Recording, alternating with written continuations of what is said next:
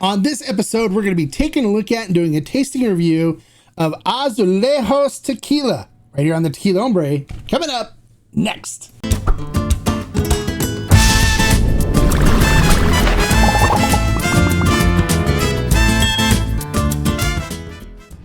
Hello and welcome to this episode of the Tequila Hombre, where today we're going to be taking a look at and doing a tasting review of Azulejos Tequila.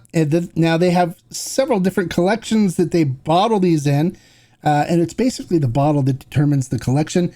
So today we're going to be taking a look at, we have the standard Blanco, and then we have the Repo, which is in the Talavera collection bottle.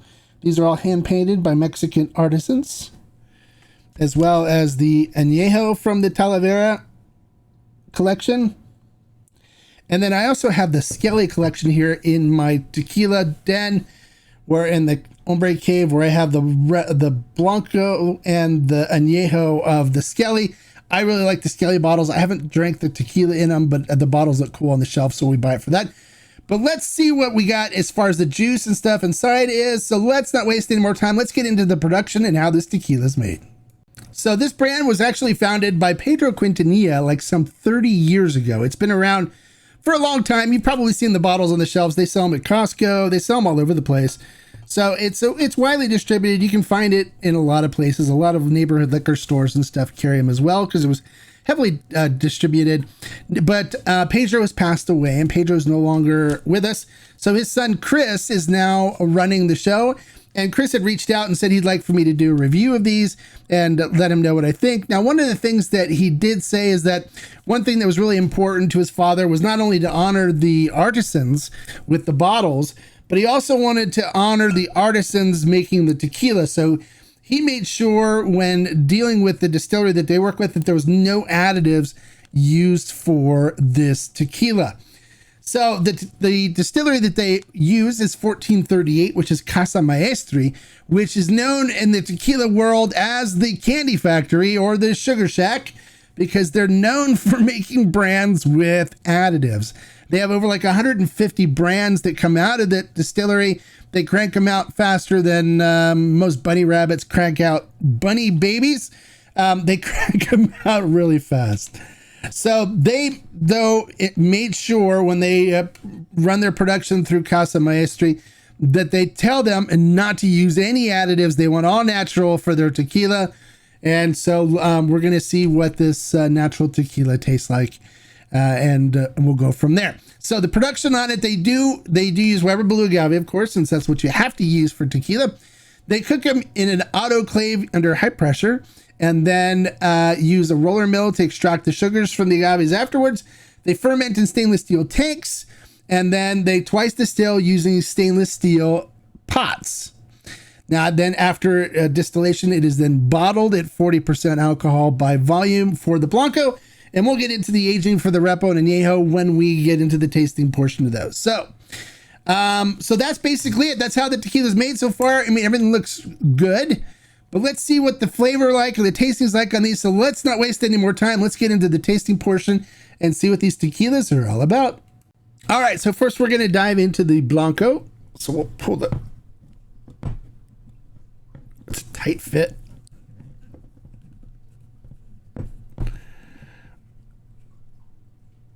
There we go. It's a pretty heavy duty topper on this. And of course the cork, artificial cork, but it was really long. So it was kind of difficult to get out, which is good, which means there's a good seal and you're not going to get any evaporation out of this bottle. All right, so we'll pour a little bit in the glass. Now this is the first time I've had this tequila. This bottle was sealed until now. And then I'm going to reseal it. Got a workout there. There you go. All right, so let's take a look at this tequila in the glass.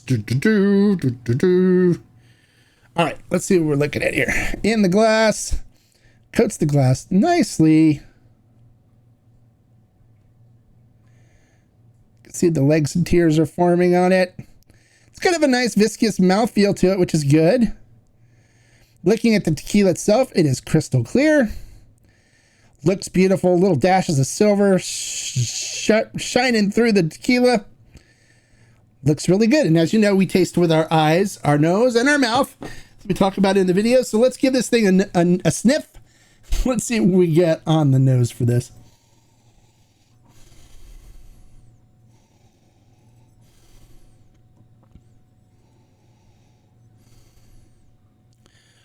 There's not much of a nose to this. I do get a slight hint of cooked agave, but it's not very strong. It smells like just like water. I mean, honestly.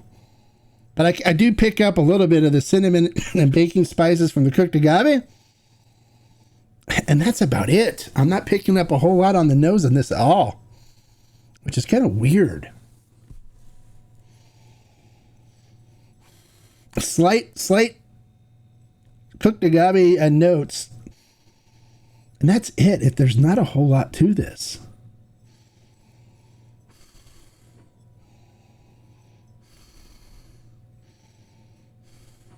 Maybe a hint of salinity, and there's a little bit of minerals, but it's like very faint. It's not a very strong nose. So that doesn't mean anything. That it could still taste good. Just there's not a whole lot of aromas coming out of it, which is interesting. It's like almost when you first smell it, there's like nothing there. It's like smelling an empty glass, which is interesting. Not bad. It doesn't mean that the tequila is going to be bad. It just means it doesn't have much of a nose to it. And I normally like a tequila to have a nice strong nose with a lot of cooked agave and stuff, notes from it. So let's see what we get on the flavor profile. This is my first taste of tequila for today, so I'm going to have to get my mouth acclimated to 40% alcohol by volume first before I get into the tasting. So I'm just going to switch them around, get my gums and my lips and stuff all used to the alcohol. So just hold on 1 second, and then we'll get into the tasting sip after that.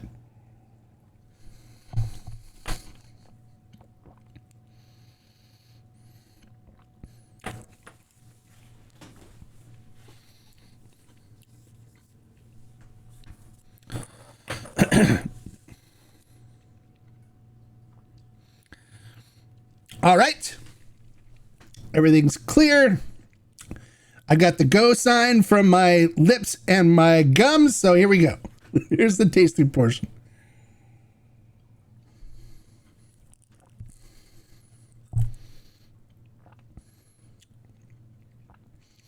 Has a nice mouthfeel to it, not bad at all. Definitely picking up cinnamon and baking spices from cooked agave.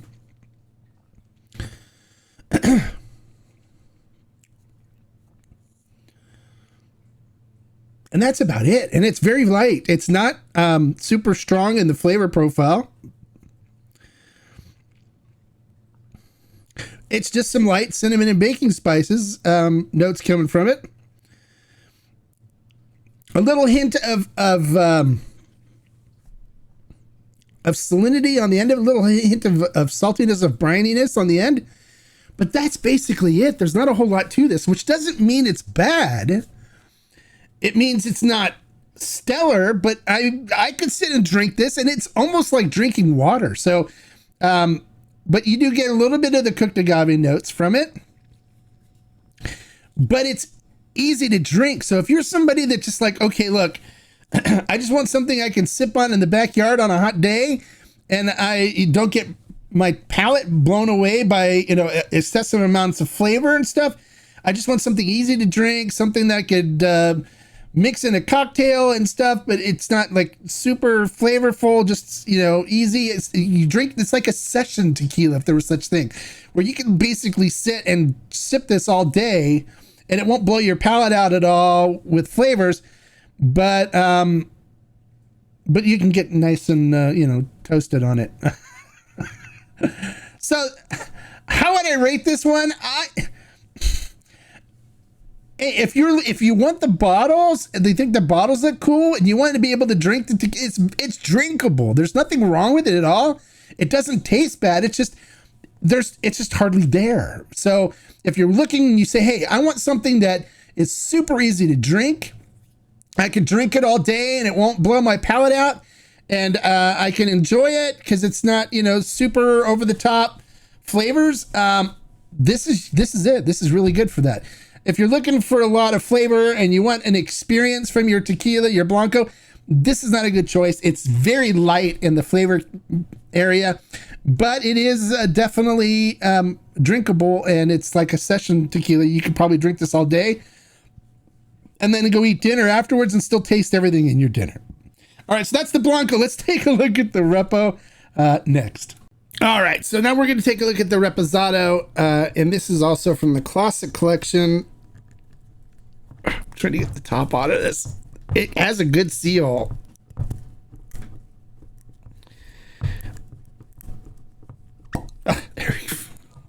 And these things are pretty hardcore. It's like very heavy duty. All right, so this is the Blanco aged 4 to 6 months. That's what their information says.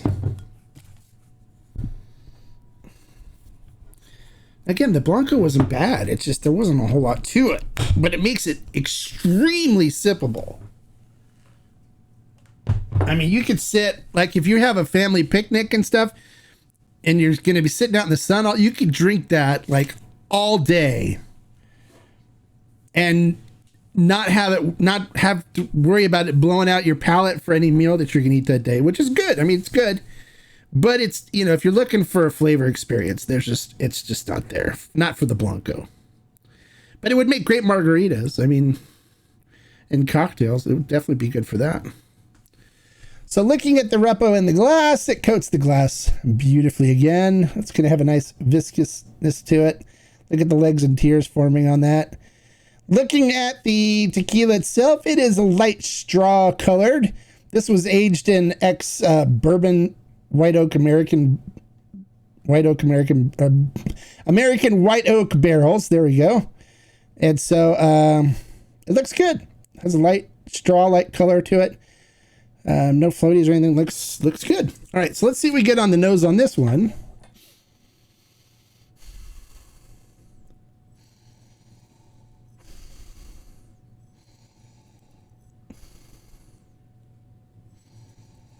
The absence of nose on this is just baffling for me. There is like hardly anything on the nose. I don't know how they can not have aroma on this. It's just weird. I get a slight cooked agave aroma.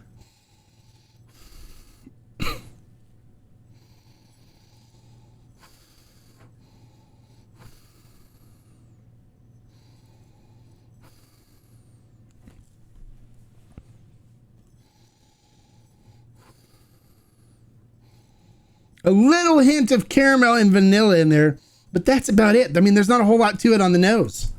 So, I mean, I wouldn't even bother nosing this when you pour it. Just drink it. I mean, seriously, there's nothing on the nose. And just to make sure my nose is working here, I'm going to pour a little bit of Reposado in a glass and just make sure it's not me, because I don't think my nose quit working. I could smell all kinds of things still. But let's see. Here's a little bit of Reposado to reset things a little bit. Oh, yeah. No, it works. That smells wonderful. I love that French oak nose. Okay, so the nose is working. There's just not a whole lot there. Yeah, nothing. I mean, I get a little bit of cooked agave in there, a little bit of caramel vanilla, but it's like really, you have to really search for it. That's interesting. But I do pick up a little vanilla and caramel on it. So let's see what we get on the flavor profile.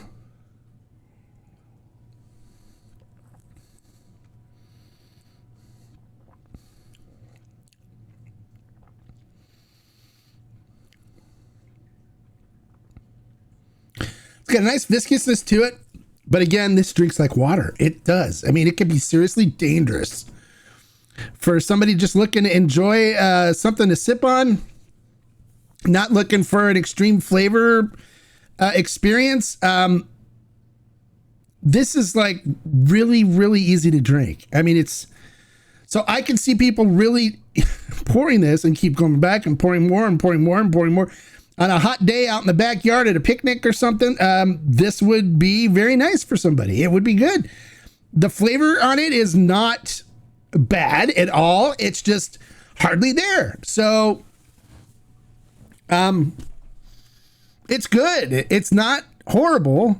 And if you want the bottle, even like the Talavera, you could drink what's inside here and probably drink it in a day with some friends and going, wow, that was easy to drink. It's not hot at all. It's super easy to drink. So, yeah, if you like, if you're looking for something that is like a session tequila and you want the bottles and you want to be able to drink what you can definitely drink what's inside. It's not gross. It's not bad. It's just not very strong flavor wise. And it's baffling for me, but it's good.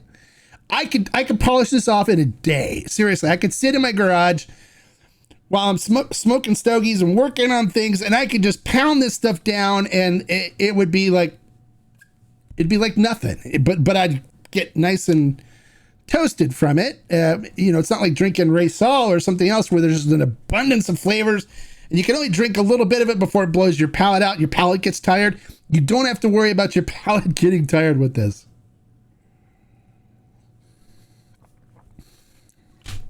No, it's almost like drinking water, like tequila flavored water. I don't know if that's a good thing. It's not bad.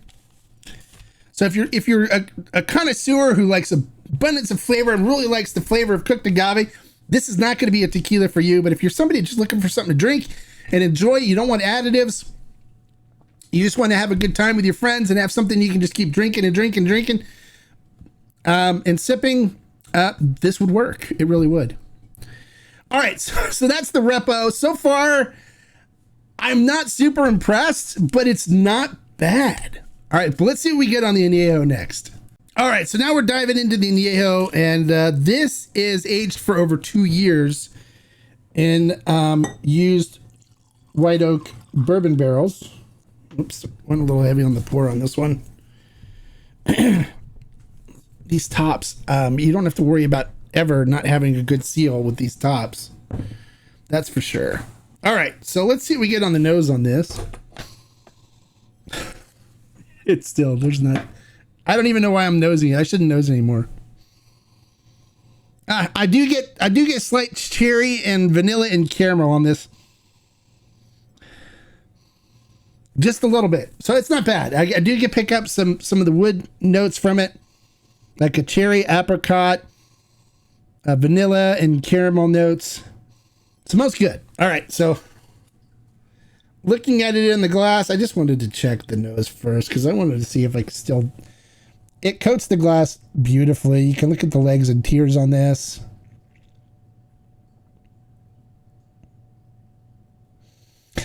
Looking at the tequila itself, it is a light amber color. Crystal clear, looks good. All right, let's see what we get on the flavor profile on this one.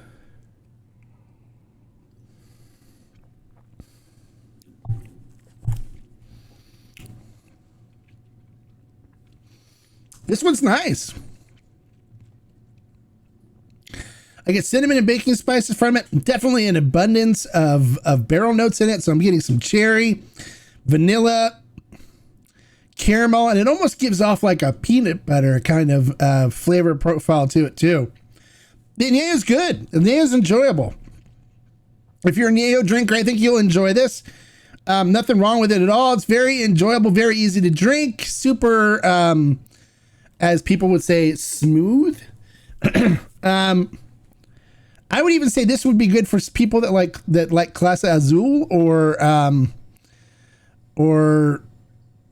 Cava de Oro or something along the lines that uses additives.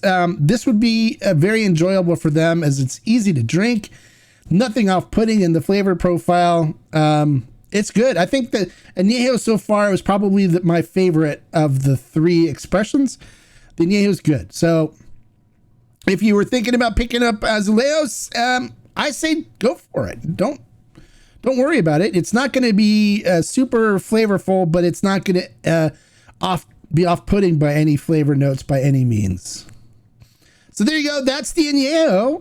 And so let's do a wrap-up. All right, so there you go. Los Azulejos Tequila. Blanco normally retails for somewhere around $50 online.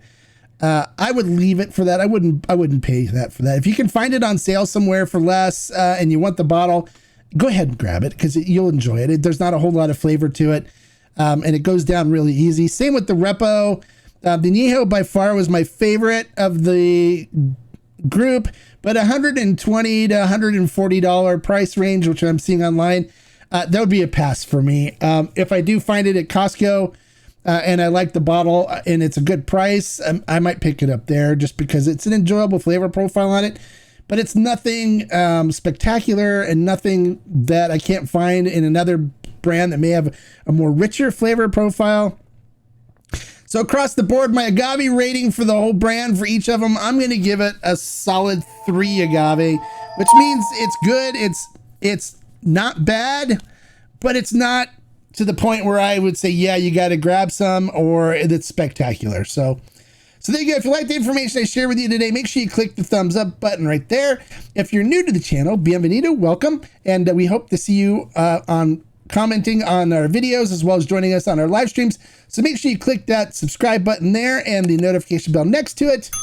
And for those of you that are new to the channel and don't know too, make sure you check out all the videos here, so you'll know what tequilas to buy and what tequilas to avoid. And like I always say, life is too short to drink bad tequila. So Los Azulejos, I would probably leave it for the prices that they're charging online right now. But if you can find a good deal, pick some up, especially if you like the bottles. I like the Skelly bottles, so I have those. The Skellies are cool, so if you just want it for the bottles, then grab it. If you want to drink, if the juice is drinkable, it is. There you go. Salud, guys. See you later. Bye.